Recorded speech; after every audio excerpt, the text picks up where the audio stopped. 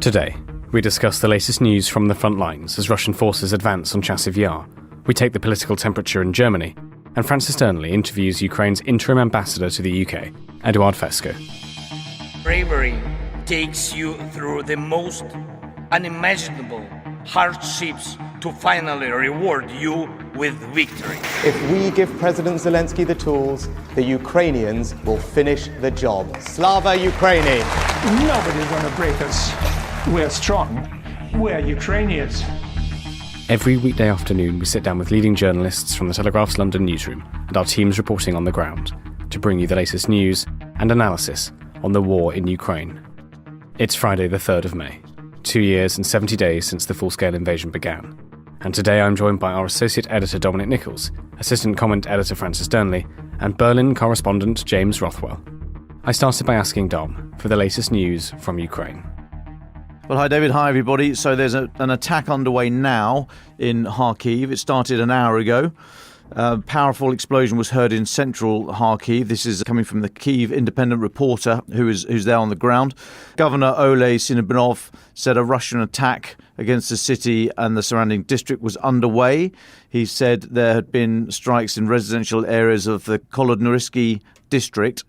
Several buildings were destroyed and people are trapped under the rubble, Mayor Ihor Terekov says.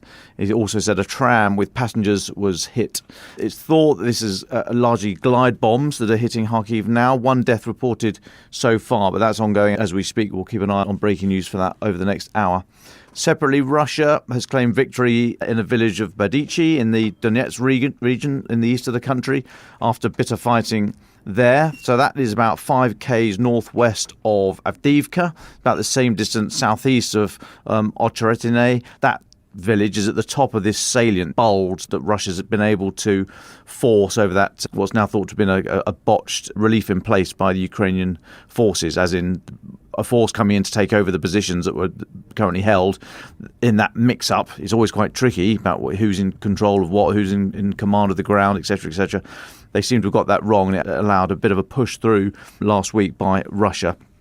So in that bulge, the village they're saying, Badichi, that they've taken yesterday, that's on the southern flank, if you like, of that salient. Now, a senior Ukrainian military official speaking yesterday said the situation on the front line in the east is worsening, but local defenders are so far holding firm against this concerted push by Russia's bigger and better equipped forces. And Nazar Volyushin, who's a spokesperson for Ukrainian Strategic Command in the east of the country, says Russia has amassed troops in the Donetsk region in an effort to try to punch through the Ukrainian defensive line.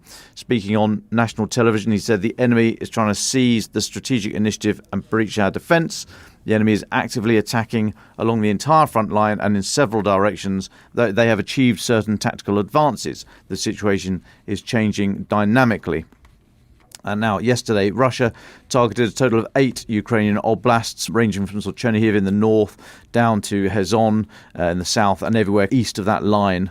Civilians, including children, have been killed and others injured. Sumy Oblast experienced over 200 explosions and glide bombs hit civilian infrastructure and private houses in the Kharkiv region yesterday, as it is doing now. And children and adults injured there in Kharkiv. That was yesterday. But there have been deaths, or at least one death reported so far today in Kharkiv. Now, there's a big interview in The Economist, which is online now. The paper comes out today. It's trailed online. I think there's a bigger interview in the paper itself with the Ukrainian Military Intelligence Agency's deputy head, a chap we've met before, Major General Vadim Skibitsky. General Skibitsky says things are as difficult as they have ever been since the early days of the full-scale invasion. He said the Russian order has gone out to, in his words, take something in time for Victory Day in Moscow, May the 9th, next Thursday. Or failing that before Putin's visit to Beijing a week later. General Skibitsky says, our problem is very simple. We have no weapons. They always knew April and May would be a difficult time for us. He said the immediate concern is the town of Chasiv Yar. Could hold the key to onward Russian advance to the last large cities in the Donetsk region. General Skibitsky said the Russian army is not the hubristic organisation it was in 2022 and is now operating as a single body with a clear plan and under a single command. He said Russia has 514,000 troops committed to the Ukrainian war now, and said Moscow is gearing up for an assault around Kharkiv and Sumy regions at the end of May or beginning of June. Now, he noted Russia's northern grouping, based across the border from Kharkiv, so inside Russia, is currently 35,000 strong, but is set to expand to between 50 and 70,000 troops. He says Russia is generating a division of reserves, up to 20,000, something like that, in central Russia, which they can add to the main effort. He says this is not enough for an operation to take a major city such as Kharkiv, which is a judgment shared by Western military officials, but it could be enough for a smaller task or to try and take a chunk of territory. He said a quick operation to come in and out, perhaps, but an operation to take Kharkiv or even Sumy city is of a different order. He spoke to a number of other themes, including Russia's disinformation campaign and the work to isolate Ukraine internationally. And he said that Ukraine's bravery and sacrifice have given Europe a multi-year head start on Russia, removing the immediate threat from Russia's once feared airborne forces and Marine Corps for at least a decade. But he said the question is whether Europe will repay the favour by keeping Ukraine in the game.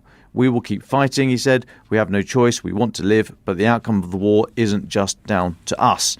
So keep an eye out for the full interview in The Economist later today. Next one, Finland's new armed forces chief has said Russia was unlikely to test NATO's mutual defence clause, Article 5, by attacking a NATO member state in the coming years, but may well continue what he said were hybrid attacks such as jamming, we've seen that this week, over emanating out of Kaliningrad, and election interference. So speaking to Reuters, General Hanna Jaakkola said, of course, testing the Article 5 is always possible, but if we take correct action and maintain unity, I consider an attack unlikely. The point for the Russians is that they wish to cause as much division in Europe as possible, kind of what General Skibitsky was saying, so that our unity and cohesion is a bit weaker. Okay, one more for me. Today's British Defence Intelligence update I thought was quite interesting. It says over the course of this week, the Ukrainian attack on the Russian airfield of Kushchevskaya, that's in the Russian oblast east of the Sea of Azov, British Defence MOD saying those attacks have likely contributed to approximately 40 aircraft of different types being moved from there and dispersed to other airfields further from the front line. They say the impact of this is unlikely to be immediately obvious or dramatic. However, Ukraine has already demonstrated the ability to strike much further into Russia than these dispersal locations. Forcing such measures means that length of sorties, as in the time the aircraft can stay in the air, will have to increase to maintain the same permanency over the battle space. It's got further to go, can have less time actually in the battle space. This will in turn require more fuel, increasing cost, while also placing more strain on the air crews. I mean, that is the effect of these long-range strikes. You have to disperse your force, and then it puts more pressure on the system. And I'll take a little pause there, David. Well, thank you so much, Dom. Francis, can you talk us through the political and diplomatic updates?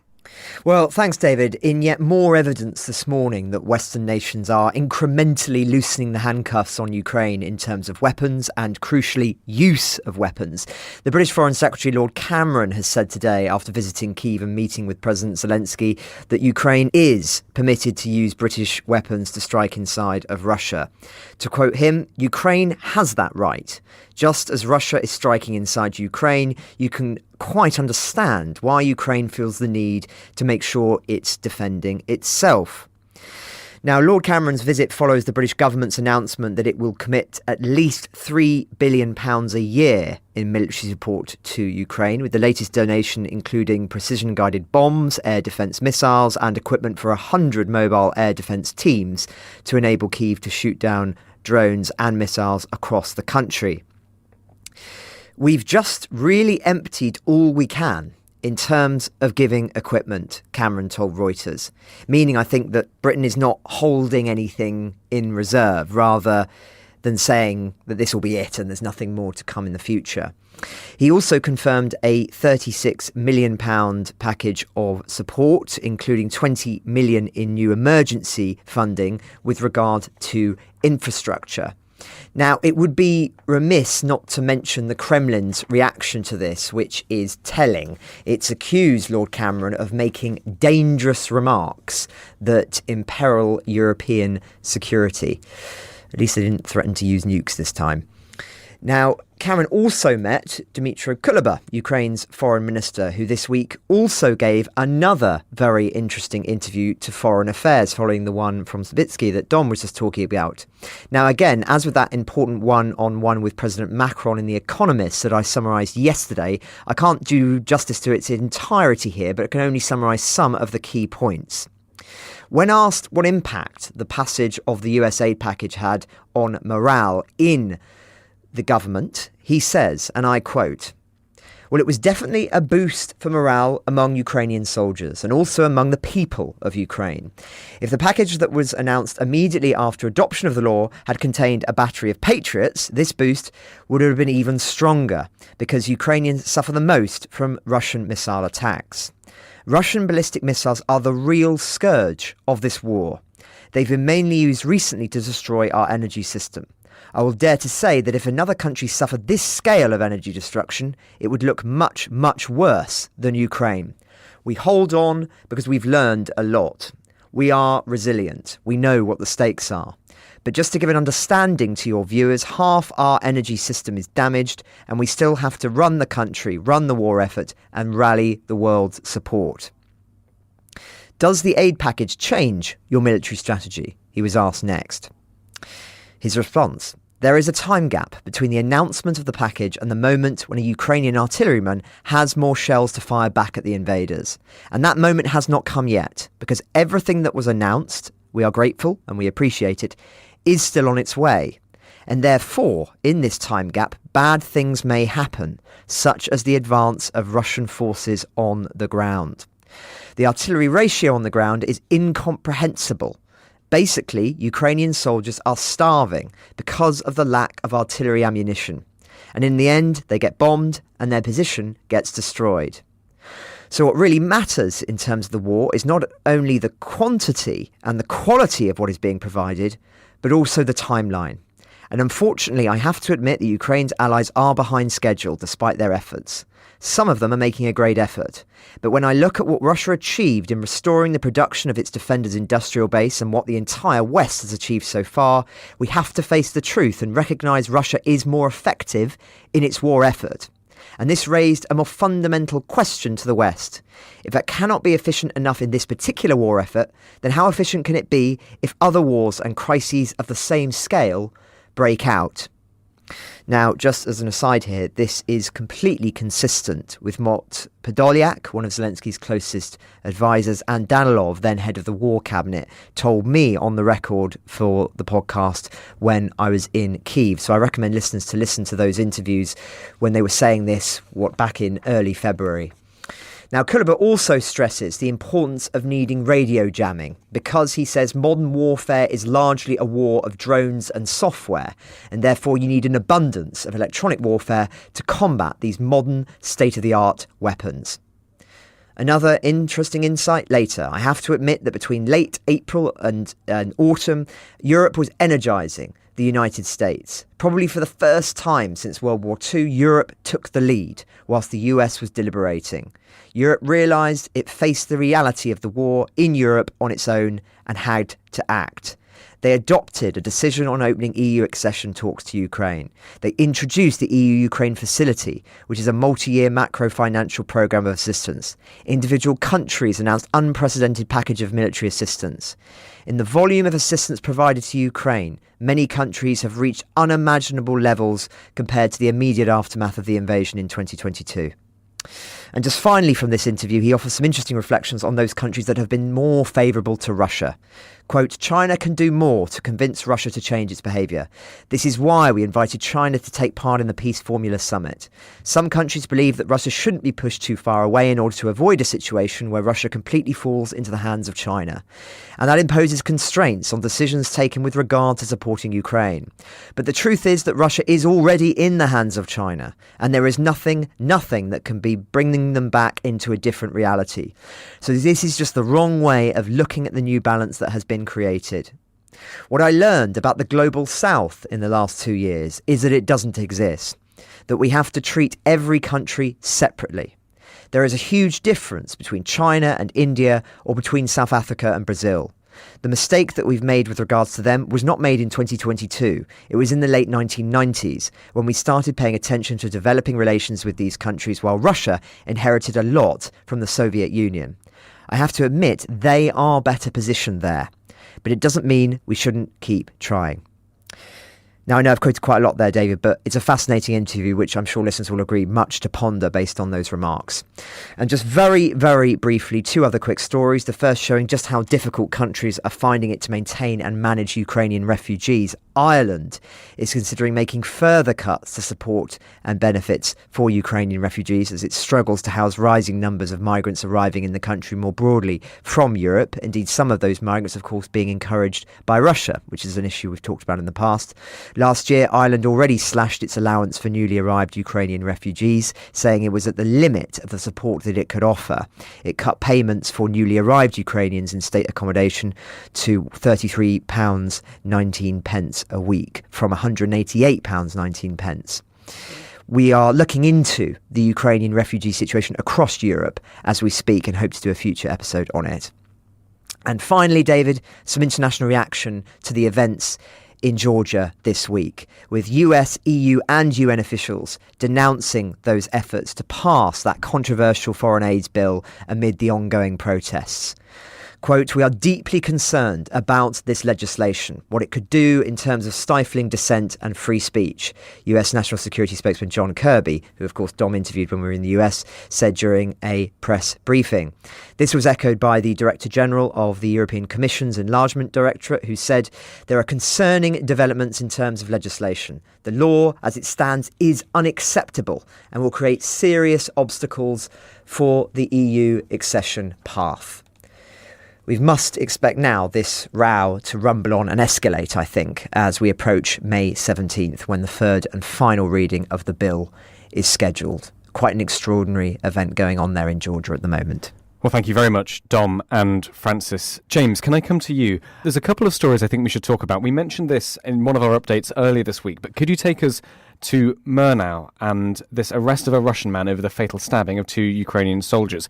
As I said, we've talked about it, but I think it'd be very good to hear your thoughts and just your sense of how this played out in the media in Germany. What was the reaction? Thanks, David. Yes, rather grim story that came out of Murnau down in Bavaria. Bavaria, of course, the scene of another incident a few weeks ago where some German Russian citizens were arrested on suspicion of plotting a bomb attack on US military sites. And so Bavaria seems to be cropping up an awful lot at the moment in the context of Russians causing trouble. This story, as listeners will remember, involves a Russian man being arrested on charges of murdering two wounded Ukrainian soldiers who had been on medical leave in Murnau. One of them very young, 23 years old, the other older soldier, 36. They'd been getting unspecified medical rehabilitation treatments when their Russian attacker ran up to them and stabbed them both in the neck area. One died at the scene, the other soldier sadly died in hospital. And the Russian suspect is in custody. A rather sordid case. The German police followed a blood trail from the scene of the attack, a shopping centre, all the way to this Russian attacker's apartment door, where they found more blood on his keyhole. And according to German media reports, he was very, very drunk when he was arrested. He confessed to the two killings immediately. And he also claimed that he'd recently had an argument with these two soldiers, suggesting that that may have been the motive for the attack. Very, very murky story, this. It is possible that this was an argument between a Russian and a Ukrainian that got out of hand. Possible, but I think not really that much. I mean, we're talking about a knife attack, which involves some premeditation, perhaps. And of course, the fact that he's a Russian citizen, is a very relevant detail to this as well. Like I said, the circumstantial reporting in the German press has led people to speculate that this was a lone attacker rather than something which may have had the involvement of the Russian security services. We don't know what exactly these two wounded Ukrainian soldiers had been doing, which caused them to be wounded. We're not quite sure what their sort of role in the Ukrainian military was. But what is clear is that it's really shocked, I think, quite a large Ukrainian community down in Murnau. There's lots of folks coming out to offer floral tributes, the blue and yellow flag. There was a big sign at the scene of the attack which said that the Ukrainian community of Murnau is in a profound state of grief over what had happened. And Germany has been thanked by the Ukrainian Foreign Ministry for arresting the suspect as soon as possible. He'll be charged, put on trial, and perhaps some more details of this very nasty case will come out at that point. But at the moment, yes, it's unfortunately just another case of tensions over the war, and perhaps, who knows, maybe something a bit more organised than that spilling over into a European country. Well, thank you very much, James, for talking us through that. And as you said, we'll keep our eyes on this case, horrible as it is, very important. Can you take us back to Berlin? There's a really interesting piece you've written for The Telegraph about basically how the German army is thinking quite practically about what may happen if there was escalation, if it did have to house other Western troops. Talk to us about what the German army is thinking.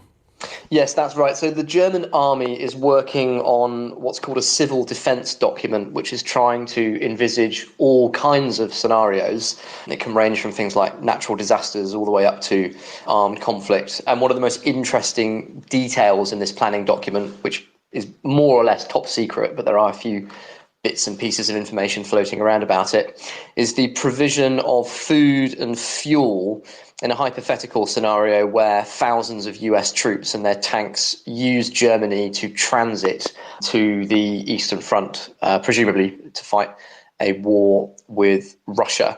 And I think what's quite interesting about this story is that it is just the latest example of how the German state is having to think about war planning in a way that it probably hasn't, certainly not since the Cold War, and perhaps even not since the beginning of the Second World War. We're talking about large-scale logistical organisation plans dealing with, as I said, large numbers of US soldiers being hosted on their territory.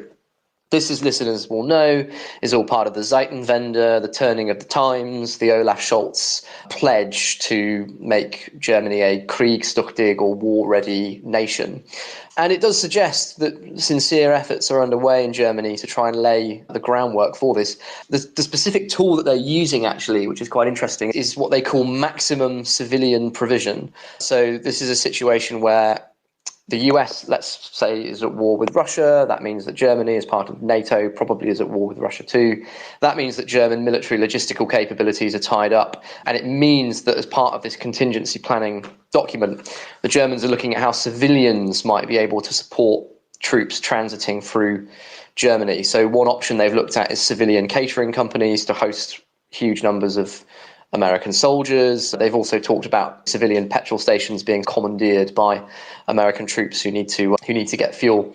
And it might feel like a somewhat far-fetched scenario sitting here talking about it now, but I think what's key about this is it does reflect some big picture thinking on the part of Germany about a potential war with Russia. Of course, they're spending about 100 billion euros, they say, on defence at the moment. We'll just have to see how far some of that travels in terms of potentially getting ready to host lots of US soldiers. But the direction of travel does seem to be, as Boris Pistorius, the German defence minister, has said, preparations potentially for war with Russia within the next 5 years. And James, finally, whenever we do get a correspondent on covering a particular country, it's always good to take the temperature of the country, really. When you look at the German media, talk to German friends, when you're going around Berlin, what's your sense of how Germans see the war in Ukraine? How has that changed since we last spoke in the last few months? Is it still at the top of the media? Are people still talking about it or not? What would you say to that?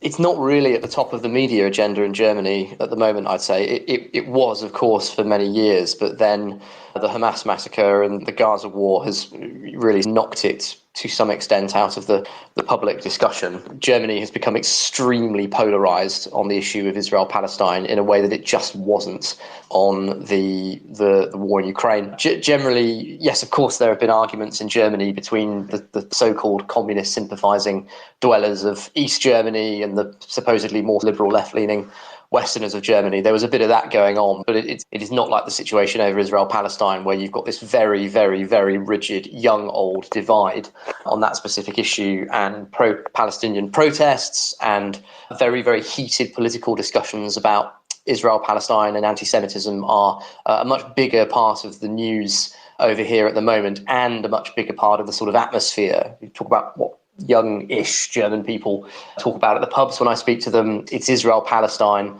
which is coming up much more often than Ukraine. Now, that might change soon, German elections are probably coming up next autumn, and the European elections, of course, are coming this June as well. And I think all the parties will be expected to have a coherent position on that. And of course, I shouldn't play down the extent to which there's a lot of gossiping over here at the moment about the old AFD party, which is in extremely hot water after an assistant to an MEP was arrested on spying allegedly for China. There's been a couple of other incidents involving AFD staffers allegedly receiving funds as well from Russia. And so that sort of spy drama, which is very much germane to the wider issue of the war in Ukraine, that would, it would be fair to say, be quite a big conversation topic over here. Coming up, we hear Dom, Francis and James' final thoughts.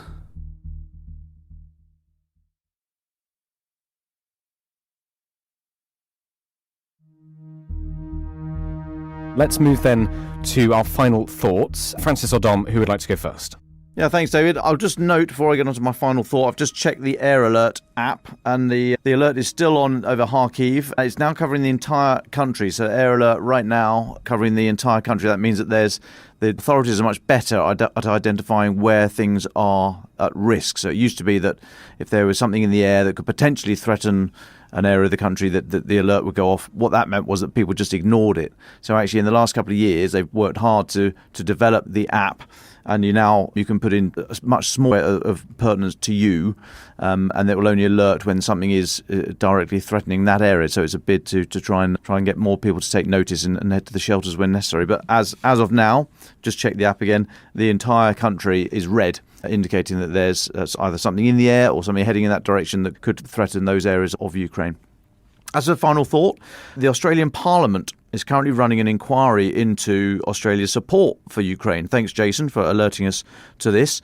So the government in Australia are seeking views on whether Australian support for Ukraine was timely, coordinated and comprehensive, whether the support is appropriately coordinated on a whole-of-government and whole-of-country basis, and they're also asking for comments about Australia's efforts to hold Russia to account, including by addressing mis- and disinformation in Australian public debate and more broadly.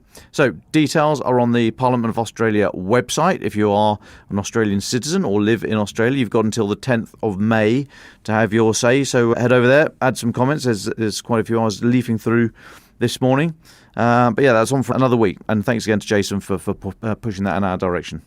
Well, thank you very much, Dom. Francis Dearnley, would you like to go next? Thanks, David. We've reflected on leadership a fair bit this week, especially with friend of the podcast, Elliot Cohen. If you missed that on Wednesday, I highly recommend listening back.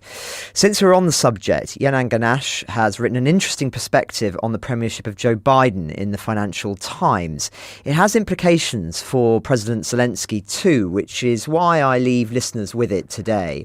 So to quote from the piece, "One thing above all, eloquence in politics is overrated. So is charisma, vision setting, and all the other performance aspects of politics. Biden was an average to poor communicator even before his age-related deterioration. He has no signature speech or even epigram to show for half a century in frontline politics. What he does have is more inside experience of Washington, its details, its unwritten codes, than any president ever. The result is a one-term legacy that exceeds what such silver tongues as Bill Clinton managed in two. The haggling over Ukraine was instructive. For weeks, Biden applied private pressure on Mike Johnson, the House Speaker, showing him intelligence briefings, but never badgering him in front of voters or Republican colleagues. Biden understood, as his more outwardly gifted predecessors didn't always, the importance of face. Something too. He can count. A leader can't be so presentationally inept as to be unelectable. But once that low standard is met, there are diminishing returns to star power. Britain's two greatest post-war leaders were the taciturn Clement Attlee and the plodding communicator Margaret Thatcher. Much of her charisma has been ascribed to her in retrospect. Their nation-changing qualities, stamina, focus, certitude, were in the private side of politics, which is most of politics. Now, he's right, of course, to stress the virtues of intimacy with the complex machinery of politics. That's something Robert Caro stresses in his magisterial biography of Lyndon B. Johnson, especially the third volume, Master of the Senate, which, by the way, if someone were to ask me what series of non-fiction books would be read and revered in a century's time, would be my choice. They're really a biography of America's century and of power itself. We tend, of course, to want outsiders in our present age in our politics, but rarely can they learn how to get things done in the time frame available to them. Just look at Barack Obama, who says as much in his memoirs. It also poses a challenge for Zelensky, who's simultaneously trying to transform Ukrainian society as well as fight this war. Also offers a different perspective on Biden too. Although, of course, a great leader, a statesman, inhabits both star power and the ability to push politics forward internally in the way that's described there. The great Theodore Roosevelt springs to mind. But that's enough history for this week, David. Well, thank you very much, Dom and Francis. James, would you like the very final words for this week? Yes, I think the events of the last few weeks or so have shown that Russian hybrid warfare against Germany really seems to be on the increase again. We've discussed previously these exposed spying plots involving Russia. We've also talked about the case that's happened where essentially, and I can't remember if we talked about this at the start of the episode, but there's been a Russian cyber attack on the ruling SPD party, that's Chancellor Olaf Scholz's party, which earlier this morning, Annalena Baerbock, the foreign minister, disclosed. She accused a hacking collective that's controlled by Russia's GRU of being behind it. And I think something to look out for in the weeks to come, in light of these Russian spying plots, in light of cyber espionage, is whether that might move the dial in Berlin, whether it may spur Chancellor Scholz and his fellow ministers onto taking a much tougher stance on Moscow. We will just have to wait and see. Well, thank you very much, Dom Nicholls, James Rothwell and Francis Dearnley, for your thoughts today. Just one note from me, just a huge thanks from all of us here at the podcast to Claire Hubble, the head of social media at The Telegraph, who's leaving The Telegraph today. Today's her final day. And listeners from the beginning will remember, of course, that Claire did actually host the podcast for around a month when I was in hospital. So a huge thanks to Claire. Best of luck for the future. And we couldn't have done this without you. Thank you, Claire. Thank you, Dom, Francis and James. On day 767, we interviewed Natasha and Jeffrey Hartman from the charity Ukrainian Action about their project to help Ukrainian veterans deal with PTSD and reintegrate into society. Their fundraiser in London raised over £67,000 on the night, in addition to many donations and offers of help from our listeners. They wish to express their gratitude to everyone who reached out. At the fundraiser, Francis spoke to Eduard Fesko, the acting ambassador of Ukraine to the United Kingdom, about Kyiv's urgent needs, the challenge of serving in such a role, and the implications of events in the Middle East for Ukraine. Here is their conversation. The thing that we need right now is the military kit.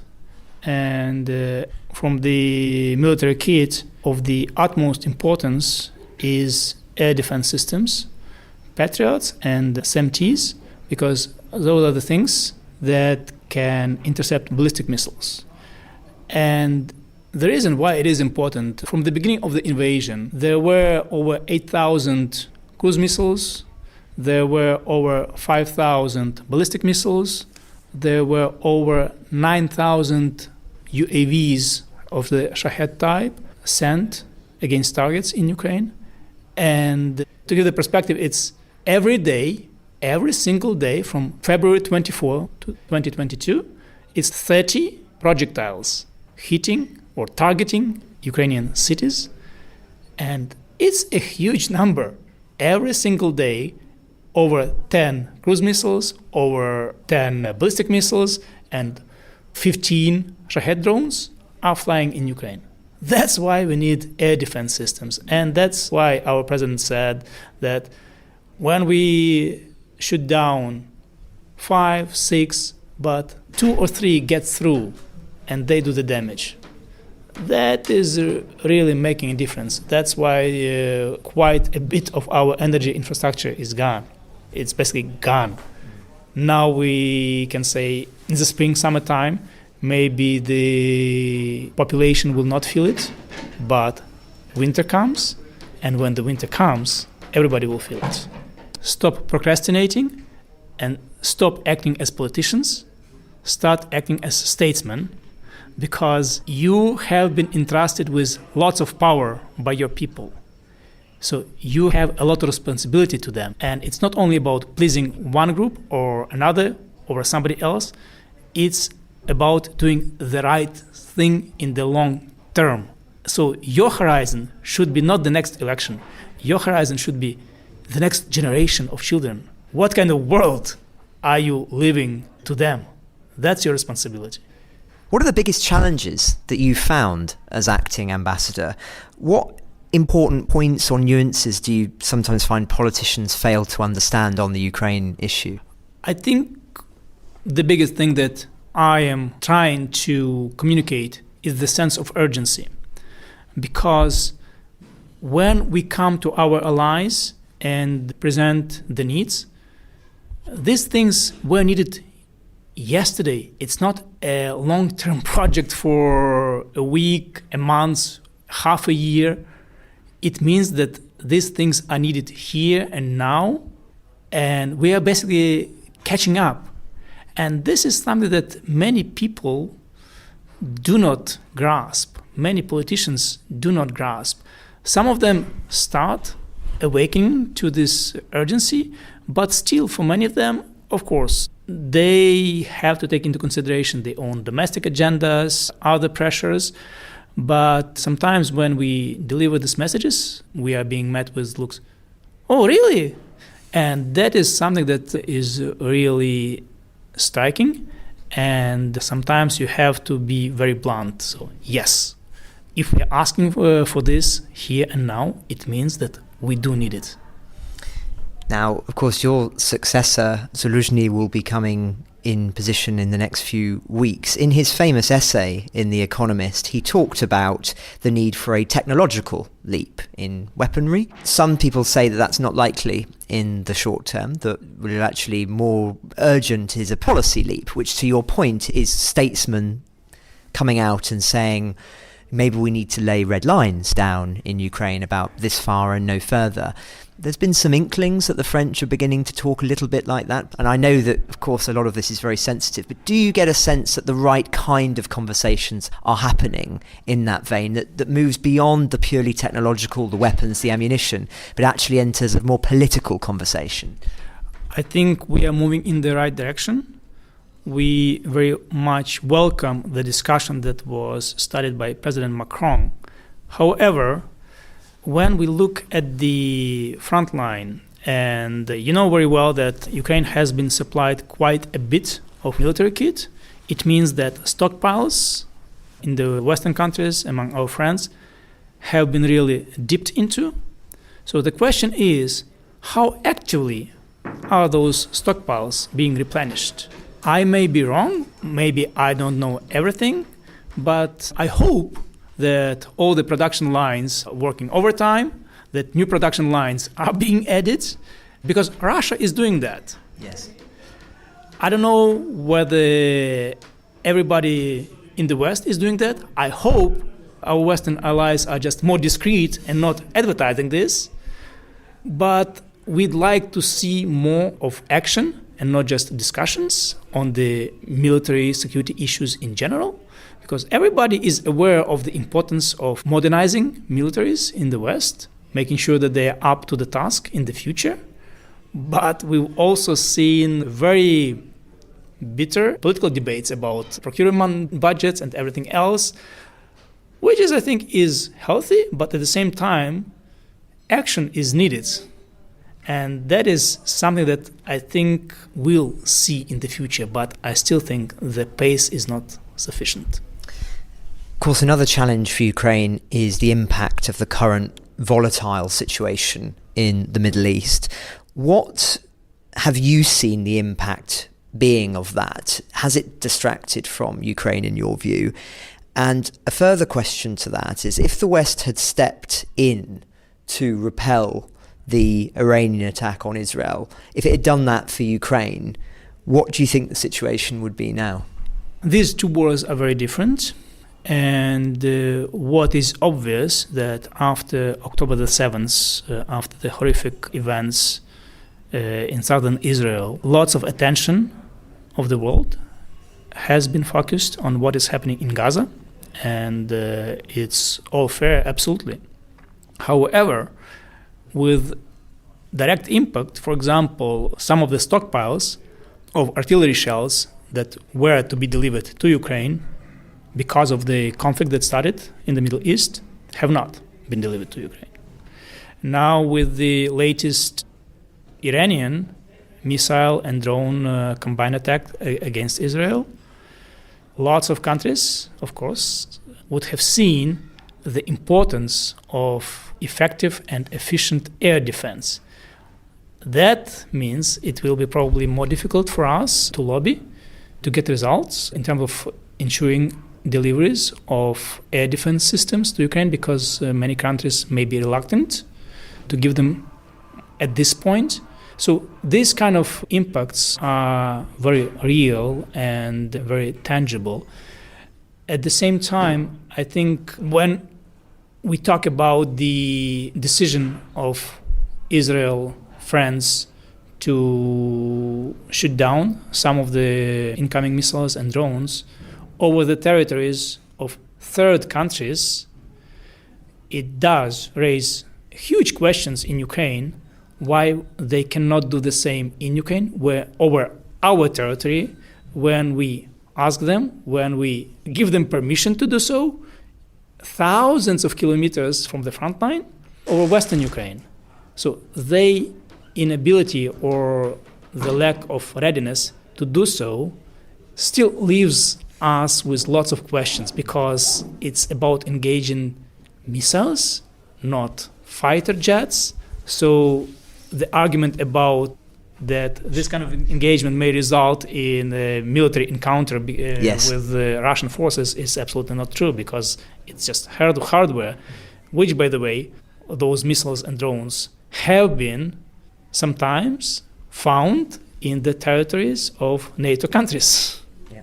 Romania and... Exactly. Yes. Exactly. Well, you've, in a sense, taken my next question from me, which was going to be exactly that, which is you hear the excuse often being put forward by Western leaders that it would be a direct provocation or an escalation, which is the term that is often utilised, of shooting down these missiles. And this would not be an instance of shooting down Russian pilots, that these are actually missiles that are perpetrating war crimes, that they are on civilian targets. They are not just attacking factories or military bases. Is that case being made when you're speaking to MPs? And what kind of response do you get to that? Believe me, the conversations on this subject have been quite exhaustive. I can imagine. With our Western allies.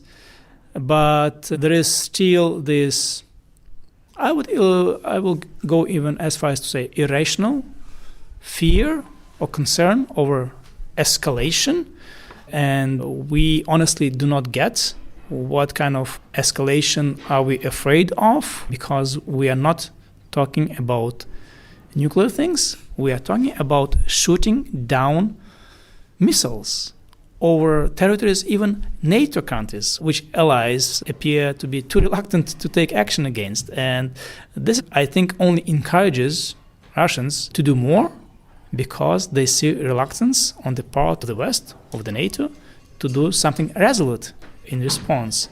So it's self-fulfilling promise. Okay, we will abstain from action, so the other side will just ramp up the pressure. And that's something, of course, that has been spoken about many times on the podcast. Edward, it's really interesting hearing your perspective of what is, in a sense, a very, very fast-moving situation. Are there any other further thoughts that you'd want to leave our listeners with that's on your mind that may not be on ours? I think what is important at this stage of the war is that in Ukraine we do need more action, and not just promises, commitments, announcements, new coalitions, which we all very welcome. But for us, what counts in the end is the end result. And it's not only about the military kit, it's also on the political front.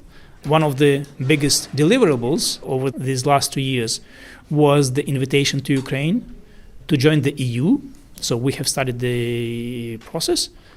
The big question remains, where is NATO? What is the holdup? And of course, we do have the security agreements with a number of countries, but let's not forget that those are memorandums of understandings, basically non-legally binding documents. So they are not a substitute for concrete, tangible, enforceable security guarantees. Ukraine the Latest is an original podcast from The Telegraph. To stay on top of all of our Ukraine news, analysis and dispatches from the ground, subscribe to The Telegraph. You can get your first 3 months for just £1 at www.telegraph.co.uk/Ukraine the Latest. Or sign up to Dispatches, our Ukraine newsletter, which brings stories from our award-winning foreign correspondents straight to your inbox. We also have a Ukraine live blog on our website, where you can follow updates as they come in throughout the day, including insights from regular contributors to this podcast. You can listen to this conversation live at 1 p.m. London time each weekday on Twitter Spaces. Follow The Telegraph on Twitter so you don't miss it. To our listeners on YouTube, please note that due to issues beyond our control, there is sometimes a delay between broadcast and upload. So if you want to hear Ukraine the Latest as soon as it is released, do refer to the podcast apps. If you appreciated this podcast, please consider following Ukraine the Latest on your preferred podcast app. And, if you have a moment, leave a review, as it helps others find the show. You can also get in touch directly to ask questions or give comments by emailing ukrainepod@telegraph.co.uk. We do read every message. And you can contact us directly on Twitter. You can find our Twitter handles in the description for this episode. As ever, we are especially interested to hear where you are listening from around the world. Ukraine the Latest was produced by Rachel Porter, and the executive producers are David Knowles and Louisa Wells.